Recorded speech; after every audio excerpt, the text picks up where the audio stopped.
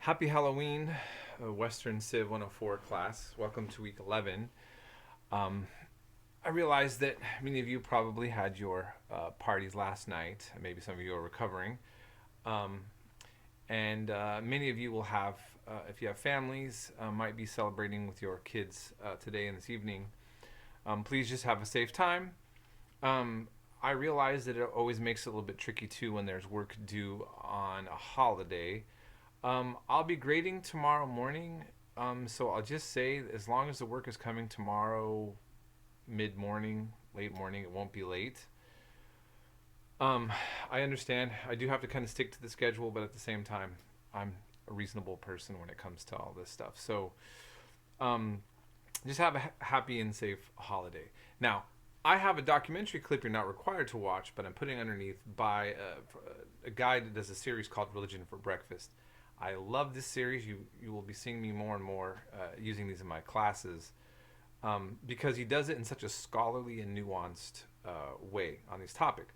And I think that this is an interesting clip to watch because it's really talking about the fusion of European paganism and and Christianity and its fusion into a modern holiday. Now, Halloween is not without its controversy uh, even now. I have family that are of a branch of Christianity that feel that it is a pagan, demonic, satanic holiday. They do not celebrate it. I have other Christian friends that have no problem incorporating Halloween into their Christian life or even church life. And then I actually have friends that are doing a full on pagan holiday and they are going directly into that route and overtly celebrating it as a pagan holiday. So it's interesting, how this has been mixed into our Western civilization and into now to world culture as well, in many ways. And some will just call it like all holidays, and and a consumer, some sort of situation where consumerism is being completely intoxicated, people intoxicated with spending on this kind of stuff for the economy. Anyways, so that's that. I wanted to say on that, and we are. I did cancel having us do a second exam this week. Um, I'm also, we are going over a discussion that deals with the bubonic plague, and I mentioned the topic of COVID. Now, I actually just set up this section around the time that COVID hit, and of course, it was unclear just exactly what was going to happen.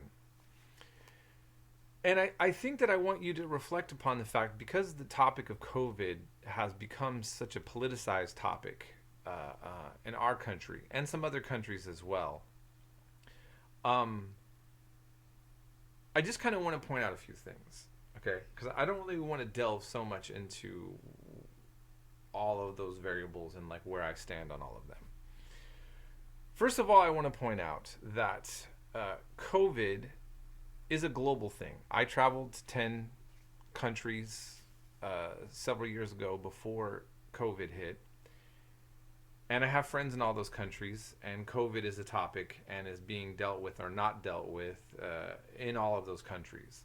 So if COVID doesn't really exist, then this is global mass hysteria and would have to be really coordinated on a very sophisticated level for all governments to try to collaborate on this fake situation. And I'm bringing this up because that is a topic, right? On the other hand, I think that we can all see that it's not like the bubonic plague. I know some families that actually lost many families to COVID. And I know many people who've never lost one person, don't know anybody who has. Maybe even got it and it was not even as bad as a cold or they didn't even experience anything. And so there's a strong skepticism of it. So this situation is a little bit different than maybe some of these other bigger ones of the past. And in a weird sense, the political chaos happening out of this isn't much different than what we're going to see in this history, where it does politicize things. We're going to talk about how minorities were being blamed. So Jews were being blamed for the plague. There were these very odd religious cults, people going around beating themselves to flagellants with whips on their backs. There was a new kind of focus on death in a certain way. I mean, no matter which way we go about this, COVID has definitely altered our societies and really shaped us in ways that is really kind of rough. So whether you're a part of a society that doesn't even really acknowledge it and considers it to be a liberal, socialist invention or something like that, or somebody who is so paranoid that you don't leave the house ever,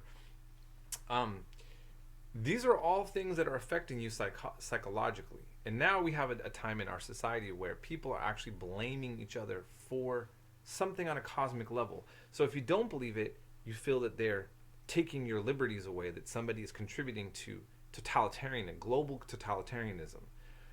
The other side sees people who don't want to get vaccinated or all these things as someone contributing to the actual pandemic itself. And we are getting into a kind of sociological point that may be more dangerous in the end than even what the disease has, or whatever COVID is actually producing itself. But of course, I'm not a doctor, and this is what I always tell people. I'm not qualified really to make any judgments or statements about what's going on. I'm not. And most of us are not. So most of us are taking a source that we trust and believe, just like what we do with our doctors, and we're just going to go. We're going with it. We say, okay, I trust to take the vaccination. I don't have trust to take the vaccination. I do think that COVID is a real global problem, and others have another source that's telling them it's something else or whatever. So we're living in very volatile times, and we're still all facing it. We're still dealing with it, whether you wear a mask or don't mask. You can't get around the fact that we're living in what I call the COVID era. And it's not, it's a little rough, when you put all these elements together. So then take a look at this and watch how Europe was handling it. And ask yourself, are we handling things better now?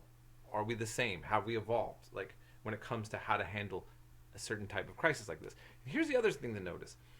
That if you watch the documentary as you're supposed to, that really covers a crash course on disease, that world trade has always been a facilitator of that. So, I don't know. There's many things that have changed over time to technology, but a lot seems to be similar to me and the way things go. I don't know. So, I just hope that when you do the discussions, you will focus on the material, and that if you talk about COVID in the modern sense, I hope that you will try not to be as divisive as so many people are, and at least have some sort of nuance or balance when you're going over it.